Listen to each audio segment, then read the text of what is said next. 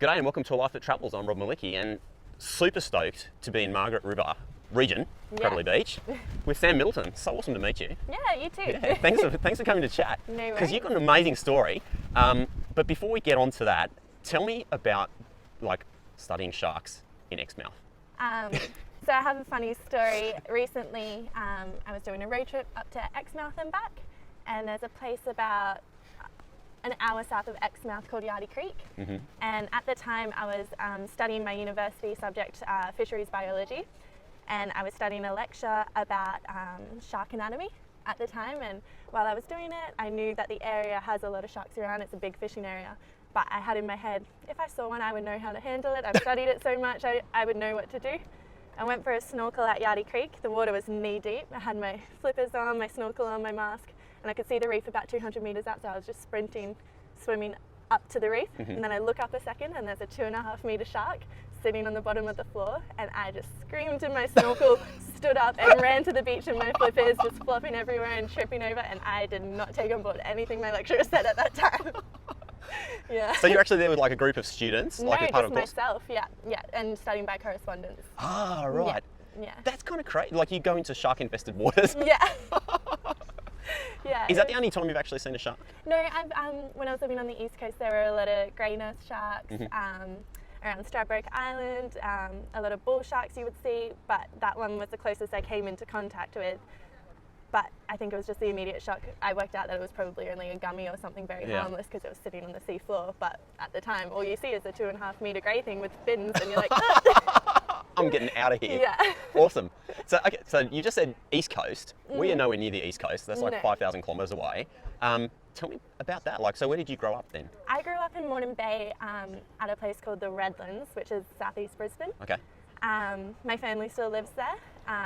When I finished high school, I started studying business at University of Queensland, which I wasn't feeling, so I did drop out after a year and a half. And then after a year and a half after that, I moved to Lennox Head in New South Wales and started at Southern Cross University in Lismore doing marine and environmental science, which I love. Awesome. Yeah. Can we unpack that a little bit? Because I'm sure there are so many people who...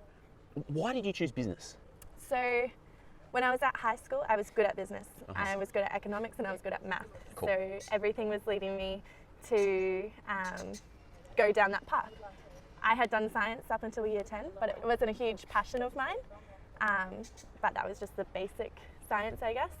I had always had an interest for marine life, conservation, stuff like that. And when I kind of played with the idea, a lot of the guidance counsellors were like, go for it if you want, but you probably won't end up following it through, seeing that you haven't done science. I would stick to what you know and what you're good at.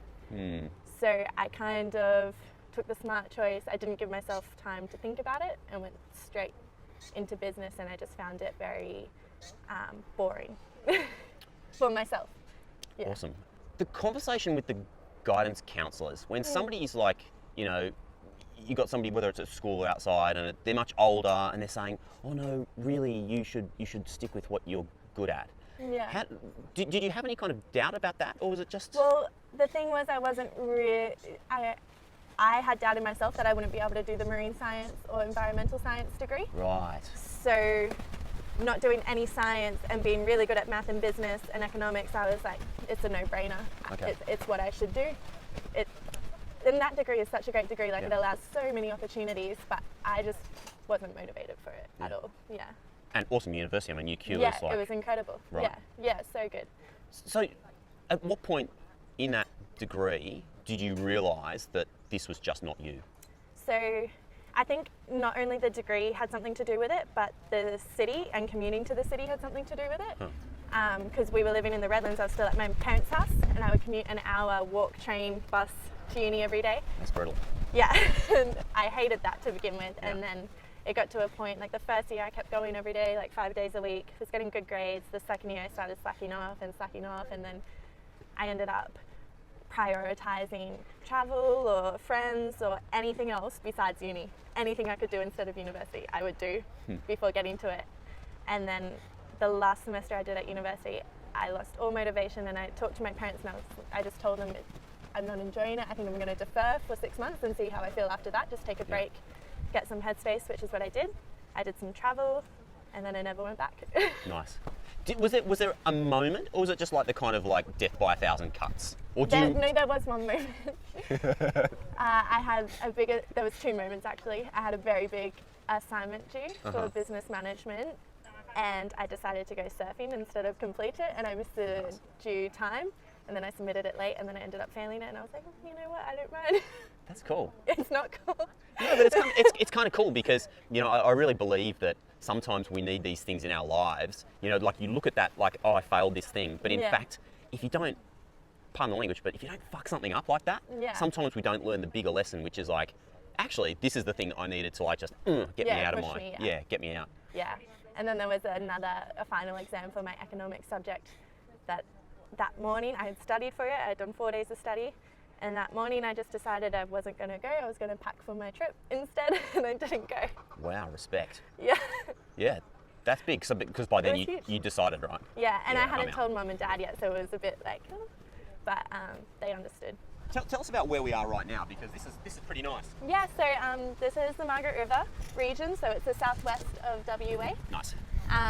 We're at a town called Prevelly, which is where all the major surf breaks in Margaret River are, and we're looking over Narrabeen Beach there. Nice. Yeah. Now you're obviously a surfer, because you said that you ditched an exam to go. Oh no, you ditched an exam to pack, but you ditched an assignment to go surfing. Yeah. That is such a great story. Yeah, I learnt to surf on the East Coast, which I loved. But over here, my little skinny arms can't handle as much of the surf, so Really? I pick my days when it's tiny. I'll go out.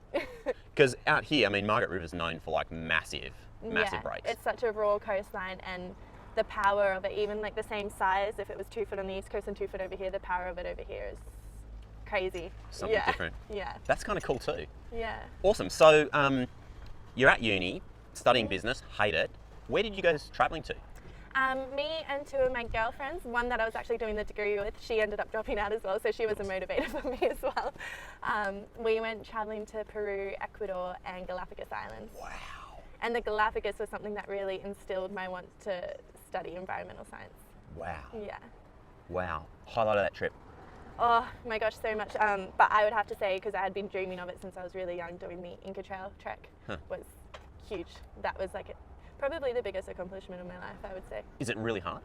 Yeah, I trained for it for a year, but it was, I would say it is hard, but then when you were struggling on the Inca Trail, you would just look up at where you were, looking over the Andes or the Amazon jungle, and you're like, this is so worth it. It's so worth it. Yeah. That's awesome. And so, okay, how long was that trip for? A month and a bit, just over a month. Cool. Yeah, because we were meant to come back to uni, which we did. If you're giving some advice to your former self, right? Knowing what you know now, giving yourself some advice to your former self, doing that degree, what would you tell yourself? I really don't regret anything, because I did learn a lot in what I did of that degree. Sure. That has helped me a lot. But if I was to give any advice, when I was choosing during high school what I should be doing, I would say, you're not certain, take some time. You can apply to a course and defer, your place is still locked in, but just take some time and figure it out and make sure it's what I want to do. Yeah. That's so important, isn't it? Yeah. Like, I think that the whole reason that I've started this like channel, A Life That Travels, was because I feel like there's so much pressure on young people. Like, you've got to decide straight away what you're going to do. And realistically, once you're out in the world, you're just like, oh, I'll do this, I'll move there, I'll do this thing over here. It's so flexible, but you don't realise it at the time. Yeah, no one cares. Like, I think it's like, you know, if you can tell your story, whatever's in that story, like you've gone travelling, you've, you know, changed degrees, whatever, as long as you can explain why you made those decisions, nobody judges you. Yeah. Or if they do, they're just not worth having in your life anyway. No. Nice. Awesome. So, you get back from your trip. Uni's supposed to start. Yeah. What happens then? I was planning to just defer for 6 months, and I ended up deferring for a lot longer. Like how long? A year. Cool. And then ended up just dropping out of the degree. I just worked heaps, saved heaps of money. I ended up doing a road trip with my best friend down the east and south coast of Australia in a little Suzuki, like all-wheel drive. It was so tiny, such a trip, but yeah, it was great. And then came back, and I wasn't ready to stay put again. So I decided to move to New South Wales and try something new. All right, we'll get to New South Wales and Lismore in a tick, but that road trip, was there a massive highlight or like a moment on that trip where you just learned something super valuable? I think that whole trip for me and both the friends that I did it with, it was just a huge coming of age trip for me. I matured so much because we did it. There were 2 girlfriends I went with, and one of them stayed with us for about a month, and then the other one we were gone for almost 3 months, I think. So that was my first moment actually living by myself, even though it was out of a car, like paying for my own food, all that stuff. So I feel that I matured so much during that time, and it was just a defining moment. Yeah. Were your folks pretty cool? My parents are the best. Everything I come to them with, they were like, yeah, sure. Like when I wanted to book South America when I was 17, and Dad was like, ooh, but no, they support everything. They were very nervous for me to go there, just with 2 other girls, like all 18 years old. Yeah. But yeah, they're supportive. Respect to like supportive parents, huh? Yeah, they're awesome. Awesome. So how'd you choose Lismore? Or Southern Cross, I should say. Yeah, I was tossing up between the degree that I wanted to do, the 2 universities still close enough to home that offered it was Southern Cross University in Lismore or the Sunshine Coast University. Oh yeah, nice. And I was tossing up between which one. And my grandparents live at the Sunshine Coast, so it was a top runner for me. But in the end, I decided I wanted a huge change. I wanted to go somewhere I'd never been before, go to a place where I knew no one, because I did have a few friends in the Sunshine Coast. I just wanted to put myself in the deep end and see if I could excel, I guess. So I decided to pick Lismore. What was it like starting that degree then? Like when you were like, oh, this is the thing I want, like I'm keen for it. What was it like? I loved it. I actually wanted to study. I wanted to sit down in my books and get it all done. And then it was so cool being able to walk down the beach and be like, oh, that's that type of erosion. Just like knowing all this stuff and being able to apply it just on a simple walk. It was awesome. My friends hated me though, because every walk we went on, I was just nerding out. Awesome. Yeah. Awesome. And what's it like? I mean, so what's Lismore like as a town? And what's marine biology like as a degree to study?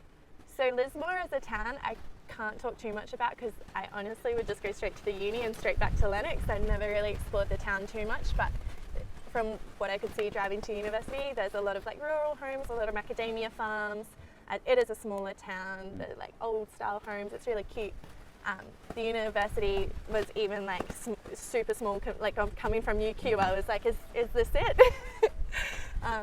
But yeah, and marine biology, I'm doing marine and environmental science, and Southern Cross University, that degree is so good, like it's so hands-on, and I find I learn best being able to do the theory and then apply it in the field. And the amount of field trips they do in the area, so we would always be going to South Ballina or down to Evans Head, like so many trips, just being able to like get in the water, get your hands dirty, and then go back to the lab while you're still covered in your mud and like get all your dirt. It's just fun. It was so fun. For anyone that's not travelled to this part of New South Wales, it's spectacular. Yeah, these it's beautiful little country towns Yeah. on the water. It's like these kind of hidden secrets everywhere, right? Yeah. Scott's Head, Grassy Head. Yeah, Evans it's an Head. incredible place to study because then you have Yamba. the lifestyle as well. Yeah. Nice. Okay, so like sounds like things are sort of ticking along pretty well there. Yeah. What then kind of kicked you to decide to come to Margaret River? Well, I was studying there for a bit. It had been 2 years, and I was quite happy where I was. I was content to stay there for the entirety of my degree, and I made a lot of friends, a lot of incredible people, a lot of great areas and memories. But then my partner mentioned to me, he's from WA, not from this area. He was like, do you think you would be able to move to Western Australia before your degree finishes? And straight away I was like, nope. And then started ticking along a bit, and I started researching this coastline. A few of my studies, I did a report about an erosion, and I did it on this region. And after doing that research, I was like, that actually is a pretty cool place. And then I talked to see how Southern Cross online program was. And 6 months before we moved here, I did online study in Lennox before making the move, just to see if it was viable, like if it was something that I would be able to handle, not being able to go to uni every week and getting that face-to-face That's learning. super smart. Yeah. And it was fine. They're so supportive online, so I was like, screw it, travel. Yeah. What do you say? Like, I love that approach because, you know, I think some people think that they need to like just jump in completely to something new. Yeah. But there, like, you've kind of done this like little experiment. You're a scientist, of course. It makes complete sense. Not yet. No, you are though. I mean, science is a mentality though, right? Which is kind of like, hey, like I should test this thing out because otherwise I'm going to invest all of this energy and time, and your partners come out and like, if that blows up, then that's kind of shitty. Yeah. But doing like this kind of test is really smart. Yeah. Yeah. Cool. Good Yeah. move. Yeah. And so then just jumped in and how'd you guys decide to come here then? We sold both of our cars over on the East Coast, and we bought a Land Cruiser and used the leftover money to deck it out, tyres, roof racks, everything like that. My dad made the roof racks for us. He was amazing. And then we packed up everything, sold so much stuff, found a place in Margaret River, and I'm living in the most incredible spot. It's 10 minutes from the beach, 10 minutes from town, on a bit of property. I've got dogs, horses, chickens, like, it's awesome. Really nice vehicle. Yeah. So that's kind of funny aside. When you pulled up, I saw the car and I was like, I understand. I get this, right? The backstory on that is like, so I'm taking my wife and my family, or maybe they're taking me. We're doing a big trip around Australia next year, 7 months. Awesome. Yeah. Oh, I'm amazing, jealous. right? Yeah. So we've just bought the Land Cruiser. Yeah. Yeah, it's So good. pretty awesome, isn't it? Once you got that, You can get anywhere. you can do anything, right? And I think that sense of freedom, just by having a great car equipped to take you wherever you want to go, Yeah, is exactly. amazing, right? Yeah. Awesome. Cool. Great. So you settle into this place. I'm just like, if you can see out there, like that's, surf's breaking. And then what happened? So you've been here for how long now then? Since January, mid-January. Oh, cool. Yeah, so coming up to a year soon. Nice. Yeah. Nice. Any regrets? Hell no, none at all. I do miss my family, being close to my family and all of my friends as well, because I knew no one here as well. So, but to you've be, met them? yeah, of course, Yeah. 100%, and to be able to, it's so interesting. 'Cause, the degree I'm studying is a lot of it is based around the East Coast, but being able to study that and compare it, with I find it even more interesting. So I'll like relay back, find myself like going down a rabbit hole, like I'll be doing an assignment. And then I'll be like, hang on, I went to Western Australia, blah, blah, blah. And then I'll just get lost for 2 hours doing something that's not even towards my assignment, just trying to figure out the differences. And yeah, it's awesome. It's so great, right? Yeah. Because it's like when you find that thing, you want, as you said before, like you want to study it, you want to learn. Yeah. What would you say to somebody that hasn't found that? What advice would you have? Just take a break. There's no rush. I've taken to part-time to go on a lifestyle as well. I want to be able to earn money. I want to be able to party with my friends. I want to be able to go on camp trips and everything. So why do you need to rush it so much and get it done quick? Because what are you going to do when you finish? Go straight in to like, just have fun. Like, What's it like studying online? It's really good.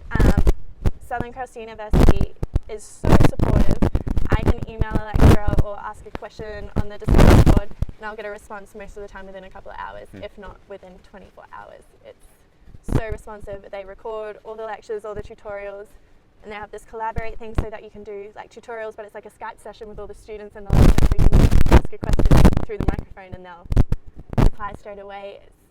I find it a lot easier than on campus, for me anyway, because I hate wasting the day when there's days like this and you're living here.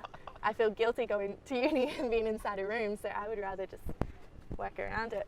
Is there anything you miss about that on-campus experience? No, because I fly back once a semester and I get all that on-campus experience, what I would be doing over the whole semester in an intense study load of a week. So I go to uni, well, each subject probably around 4 days of like 8-hour days, and I get all the practical work and do my practical exams then, so I feel I don't miss it. I still get it. Yeah. Amazing. And then you get to like live here and, as you're saying, What a like life. hang out, like hang with friends, earn Yeah. money and stuff on the side too. That's amazing. Yeah. Awesome. What's next for you? So I'm going to do a summer semester, but just one subject because it's going to be the summer, so I want to still have fun. And then hopefully study in Costa Rica in July. Oh, cool. That would be amazing. Yeah. So study abroad kind of program. So, because I guess if you're studying online, you could still do something like that, which once again is like more of that kind of Yeah. on-campus sort of experience, I guess, Yeah. in another country. Where else have you travelled to, out of curiosity? So I've done a lot of Southeast Asia. I did with my family the West Coast of America. I did bits of South America, New Zealand, Japan. I think that's it. A little the little islands like Fiji, Vanuatu. But at the moment, my main focus is Australia. I just want to road trip and yeah. Outside of Costa Rica, where else is on like your, and Australia, anywhere else internationally on your travel hit list? India. Huh, why? That's like my number one up there. Why? Because I feel what I love about traveling is immersing yourself in the culture and the people. And I found that particularly in Peru, it was beautiful. Like being able to learn about how the people live there and just everything about it. Like it was so beautiful and everyone was so happy. And I've heard amazing stories about the people in India and the culture there, and just it looks like an incredible country. I just have wanted to go there for a long time now. Do you think you'll, so after you finish your degree, do you think you'll take a gap to do more travel before starting work, or just kind of? I don't know. I'll see how I'm feeling then. I don't think I'm going to decide anything soon, but I guess it depends what opportunities come my way then. Yeah. If something comes up that I feel is a great opportunity and I would love to do, I'm going to pounce on it for sure. But if something's not really coming up or I'm feeling unsure about something, I'm going to go travelling. Yeah. You're obviously smart. You got into UQ, you got great grades, but it's quite clear that you're also like pretty chilled out, Yeah. right? What advice would you have for that person that's like super focused and like, you know, what's the question I'm trying to get to here? Were you always that way? No, I'm still not always that way. Huh, that's cool. I am a big overthinker. If we had this chat during exam week, Yeah. I would be a different person. Huh. But the first year I did of uni of this degree in Lismore, I was doing full-time study, 4 subjects, and I was doing full-time bar work at night, 40 hours a week. And I was a mess. I was tired, I was run down, I had anxiety, I was becoming unhealthy because of it. I was stressing too much. And then after a year of doing that, I was like, why am I rushing? There's no rush. So now I choose the pressure I put on myself. So say the winters here are really quiet because it's cold, no one wants to holiday here, and I work in hospitality. So my working hours went down, so I picked up an extra subject because I could focus more of my time on uni. Now that it's coming into the summer, I'm only doing 1 subject because I know I want to have fun during it and I will be working more. So Was there something you consciously did to like wind back that like overachiever, like hyper pressure on yourself yeah, kind of approach to things? I guess it was kind of a New Year resolution and also a moving resolution. It was as soon as I moved here, I just made that change in my head mentally, and I would sometimes bring myself back. Like last semester, I picked up 3 subjects over the winter, and there was a stage where I got a tiny bit stressed, and I just like would always bring myself back and be like, think about it. Like I was going to do 3 subjects over the summer, and I was like, wait a second, is that a good idea? You're going to want to be outside all the time. And So do you have like a routine or a technique or like a trigger that makes you kind of go, oh, hang on a second, like maybe because it's clear that you're being very conscious about that. Yeah. And I think the hardest thing, like, and this doesn't just go for students, it goes for like anyone that's just in like life, and life is like spinning. Yeah. It's so hard to circuit break that. Yeah. So do you have like something like a trigger or something that just makes you stop and go, whoa, hang on, let me think about this? I don't think necessarily. I think it's more talking to people about it. I talk to my parents about it a lot, and my friends and people I live with, and it's more having a little reality check, because when you're in your head, you're like, yeah, I can do this, I can do that, and you'll load yourself up, because at the time you feel good, you feel fine, you can take on the world, but you got to have that reality check every now and then and be like, wait a second, there's only so many hours in the day, your body needs to rest, you need to have fun. Like, yeah. Awesome. Yeah. Awesome. Hey, look, it's been amazing to chat with you. The backstory on this is that I was having lunch at the winery where you work. Yeah. And we just had like a little brief conversation, and I just went, wow, that's such a great story. And I think there's so much in that for people to think about, you know, making conscious choices is just, because almost everything in your story is like you've stopped and gone, hang on a second, is this really what I want? Yeah. I kind of asked this earlier in the interview, but I'd like to ask you again, having chatted through all that, if you could teleport yourself back in time Yeah. and talk to your high school self, what would you say?